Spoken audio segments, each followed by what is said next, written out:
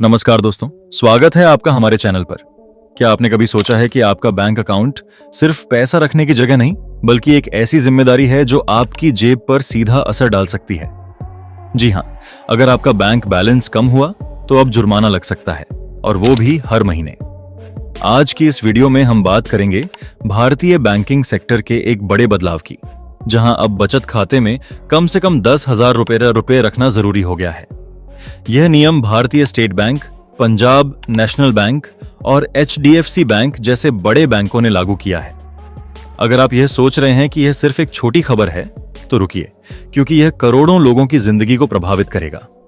हम आपको पूरी डिटेल में बताएंगे कि यह नियम क्या है, क्यों आया, किस पर असर पड़ेगा और क्या वैकल्पिक रास्ते हैं। तो अगर आप अपने पैसे को स्मार्ट तरीके से मैनेज करना चाहते हैं और जुर्माने से बचना चाहते हैं, तो इस वीडियो को अंत तक जरूर देखें। लाइक और सब्सक्राइब करना न भूलें और कमेंट में बताएं कि आपके बैंक अकाउंट में कितना बैलेंस रहता है। चलिए शुरू करते हैं। दोस्तों, भारतीय बैंकिंग क्षेत्र में एक नया मोड़ आया है, जो सच में करोड़ों खाता धारकों के लिए एक बड़ा झटका साबित हो सकता है। देश के 3 प्रमुख बैंक, भारतीय state bank, Punjab national bank और HDFC बैंक ने अपनी न्यूनतम शेष राशि की नीति में बड़े बदलाव किए हैं। पहले जहां कुछ बैंकों में 3,000 या 5,000 रुपए रखना काफी था, अब बचत खाता धारकों को अपने खाते में हर समय 10,000 रुपए तक की राशि बनाए रखनी होगी। यह बदलाव खास तौर पर शहरी और महानगरीय क्षेत्रों के ग्राहकों को प्रभावित करेगा। सोचिए, अगर आपका बैलेंस 10,000 से कम हो गया तो बैंक आपसे जुर्माना वसूल सकता है, और यह जुर्माना हर महीने कट सकता है। यह निर्णय क्यों लिया गया? बैंक कहते हैं कि digital banking, ATM, online transaction जैसी सुविधाओं को चलाने के लिए ज्यादा लागत आती है, और इसकी भरपाई के लिए यह कदम जरूरी है। लेकिन आम आदमी के लिए यह एक बोझ है। आइए अब एक एक करके इन बैंकों की नई नीति को समझते हैं, ताकि आप खुद देख सकें कि आपके लिए क्या बदल रहा है। सबसे पहले बात करते हैं भारतीय स्टेट बैंक की, जो देश का सबसे बड़ा सार्वजनिक बैंक है।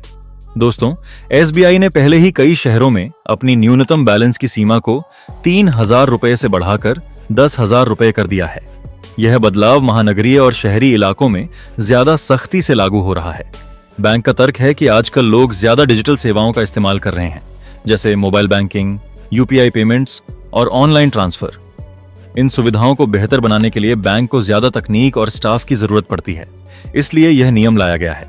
अब अगर आप इस 10,000 रुपए की सीमा को बनाए नहीं रख पाते तो क्या होगा? बैंक हर महीने 50 से 600 रुपए तक का जुर्माना काट सकता है। जी हाँ, और यह राशि GST सहित होगी, यानी टैक्स भी जुड़ेगा। यह पैसा आपके खाते से खुद ब खुद कट जाएगा, बिना किसी नोटिस के। लेकिन ग्रामीण इलाकों में थोड़ी राहत है, वहां सीमा कम रखी गई है, जैसे 2,000 या 3,000 रुपए। SBI का कहना है कि यह कदम उनकी सेवा की क्वालिटी को बेहतर बनाएगा। लेकिन सवाल यह है कि क्या आम आदमी इससे खुश है? उदाहरण के लिए, अगर आप एक सैलरीड पर्सन हैं और महीने के अंत में बैलेंस कम हो जाता है, तो आपको हर बार जुर्माना भरना पड़ेगा। इसलिए बेहतर है कि आप अपने SBI अकाउंट को चेक करें और अगर जरूरी हो तो बैलेंस बढ़ाएं। अब चलिए HDFC बैंक की ओर, जो निजी क्षेत्र का एक बड़ा नाम है। HDFC ने भी अपने ग्राहकों को इस बदलाव के बारे में ईमेल और SMS से सूचित किया है। अब शहरी शाखाओं में अगर आपका बचत खाता है, तो आपको मासिक औसत आधार पर 10,000 रुपए रखने होंगे। मासिक औसत का मतलब है कि पूरे महीने में आपके बैलेंस का एवरेज 10,000 से ऊपर रहना चाहिए। अगर ऐसा नहीं हुआ तो बैंक 150 से 600 रुपए तक की मेंटेनेंस फीस काटेगा। बैंक का स्पष्टीकरण है कि बैंकिंग ऑपरेशंस को बेहतर बनाने और सेवा स्टैंडर्ड्स को बनाए रखने के लिए यह जरूरी है। यहाँ भी ग्रामीण शाखाओं में सीमा कम है, जैसे 5,000 रुपए, लेकिन महानगरीय और अर्ध शहरी क्षेत्रों में यह नियम सख्ती से लागू होगा।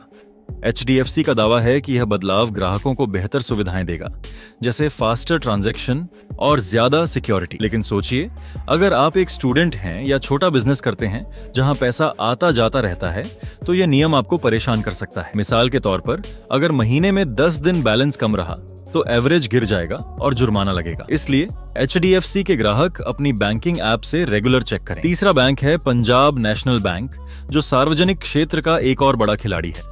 PNB ने भी अपनी न्यूनतम बैलेंस पॉलिसी में बड़े संशोधन किए हैं। महानगरीय और शहरी जगहों पर अब 10,000 रुपए रखना अनिवार्य है। अगर आप यह नहीं कर पाते तो 250 से 500 रुपए तक का पेनाल्टी लग सकता है। बैंक ने अपनी ऑफिशियल वेबसाइट पर यह ऐलान किया है और ग्राहकों से कहा है कि वे रेगुलर अपना बैलेंस चेक करें। मोबाइल अलर्ट सर्विस और इंटरनेट बैंकिंग से आप आसानी से निगरानी कर सकते हैं। पीएनबी का कहना है कि यह कदम मॉडर्न बैंकिंग की जरूरतों के मुताबिक है, जैसे साइबर सिक्योरिटी और डिजिटल प्लेटफॉर्म्स को मजबूत बनाना। लेकिन यहाँ भी ग्रामीण इलाकों में राहत है। उदाहरण दें तो अगर आप दिल्ली या मुंबई जैसे शहर में रहते हैं और पीएनबी अकाउंट है, तो 10,000 से कम बैलेंस पर हर महीने पेनाल्टी कटेगी, जो आपकी सेविंग्स को कम कर देगी। इसलिए पीएनबी यूजर्स को सलाह है कि वे अपने अकाउंट को अपडेट रखें। दोस्तों, अब सवाल यह है कि इन नए नियमों का असर किस पर पड़ेगा। सबसे ज्यादा प्रभाव मध्यम वर्ग और कम आय वाले लोगों पर होगा। ये वे लोग हैं जो महीने की सैलरी से घर चलाते हैं, जरूरी खर्च करते हैं और जो बचता है वो सेविंग्स में डालते हैं। अब उन्हें हर समय 10,000 रुपए बैंक में रखने का प्रेशर होगा, वरना पेनाल्टी। छोटे बिजनेसमैन, स्टूडेंट्स और सैलरीड क्लास को अपनी फाइनेंशियल प्लानिंग बदलनी पड़ेगी। मिसाल के तौर पर, अगर आपका महीने का खर्च ज्यादा है और बैलेंस कम रहता है, तो साल में हजारों रुपए पेनाल्टी में चले जाएंगे। कई ग्राहकों ने सोशल मीडिया पर इसे अनफेयर बताया है, लेकिन बैंक कहते हैं कि यह उनकी कॉस्ट को कवर करने के लिए जरूरी है। खासकर उन लोगों के लिए मुश्किल है जिनकी इनकम अनियमित है, जैसे फ्रीलांसर या दिहाड़ी मजदूर। कुल मिलाकर यह नियम आम जनता की जेब पर एक अतिरिक्त बोझ डाल रहा है। लेकिन चिंता मत कीजिए दोस्तों, हर समस्या का समाधान होता है। अगर ये नए नियम आपको परेशान कर रहे हैं, तो कुछ वैकल्पिक ऑप्शंस हैं। सबसे पहले जीरो बैलेंस अकाउंट्स का विकल्प लें, जैसे प्रधानमंत्री जन धन योजना के तहत खुलने वाले खाते। इनमें कोई न्यूनतम बैलेंस की जरूरत नहीं होती और बेसिक बैंकिंग सुविधाएं मिलती हैं। इसके अलावा कई डिजिटल फिनटेक कंपनियां जैसे पेटीएम पेमेंट्स बैंक या एयरटेल पेमेंट्स बैंक ऐसे अकाउंट्स ऑफर करती हैं, जहां न तो बैलेंस रखना पड़ता है और न ही मेंटेनेंस चार्ज लगता है। लेकिन याद रखें, इनमें लिमिट्स हो सकती हैं, जैसे ट्रांजैक्शन की मैक्सिमम अमाउंट कम हो या चेक बुक न मिले। इसलिए कोई भी फैसला लेने से पहले अपनी जरूरतों को देखें। अगर आपको ज्यादा ट्रांजैक्शन चाहिए तो ट्रेडिशनल बैंक बेहतर, लेकिन अगर सिंपल सेविंग्स तो डिजिटल ऑप्शन ट्राई करें। हमेशा बैंक की वेबसाइट चेक करें या ब्रांच में जाकर पूछें। आगे की बात करें तो बैंकिंग इंडस्ट्री में आने वाले महीनों में और बदलाव हो सकते हैं। डिजिटल बैंकिंग बढ़ रही है, इंफ्रास्ट्रक्चर की कॉस्ट ज्यादा हो रही है और साइबर थ्रेट्स भी चैलेंज है। इसलिए बैंक अपनी फीस और रूल्स में एडजस्टमेंट कर रहे हैं। हो सकता है कि अन्य बैंक जैसे आईसीआईसीआई या एक्सिस भी न्यूनतम बैलेंस बढ़ाएं। वहीं कंज्यूमर ऑर्गेनाइजेशंस और कस्टमर फोरम्स इन रूल्स पर सवाल उठा रहे हैं और रिजर्व बैंक ऑफ इंडिया से इंटरवेंशन की डिमांड कर सकते हैं। तो भविष्य में क्या होगा यह देखना बाकी है, लेकिन फिलहाल खाता धारकों को अलर्ट रहना चाहिए। बैंकिंग सेक्टर में टेक्नोलॉजी और कस्टमर सर्विस के बीच बैलेंस बनाना एक बड़ी चुनौती है। अंत में कुछ सुझाव और सावधानियां। इन बदलावों को देखते हुए सबसे पहले अपने अकाउंट बैलेंस को रेगुलर चेक करें। मोबाइल बैंकिंग अलर्ट ऑन से रखें ताकि बैलेंस कम होने पर नोटिफिकेशन आए। अगर आपकी फाइनेंशियल कंडीशन इन रूल्स को फॉलो करने में दिक्कत दे रही है, तो वैकल्पिक बैंकिंग सॉल्यूशंस पर स्विच करें। हमेशा अपने बैंक की लेटेस्ट पॉलिसी और चार्ज स्ट्रक्चर के बारे में अपडेट रहें। वेबसाइट या ऐप से चेक करें। अगर जरूरी हो तो फाइनेंशियल एडवाइजर से बात करें। सबसे इंपॉर्टेंट, कोई भी डिसीजन लेने से पहले सभी ऑप्शंस की कंपैरिजन करें और अपनी जरूरतों के हिसाब से चुनें। याद रखें, पैसा कमाना मुश्किल है, इसे स्मार्टली मैनेज करें। तो दोस्तों, यह थी बैंकिंग सेक्टर के इस नए अपडेट की पूरी जानकारी। उम्मीद है आपको समझ आया होगा। अगर कोई सवाल है तो कमेंट में पूछें। वीडियो को लाइक करें, शेयर करें और चैनल को सब्सक्राइब करें ताकि ऐसी उपयोगी जानकारी मिलती रहे। मिलते हैं अगली वीडियो में। धन्यवाद।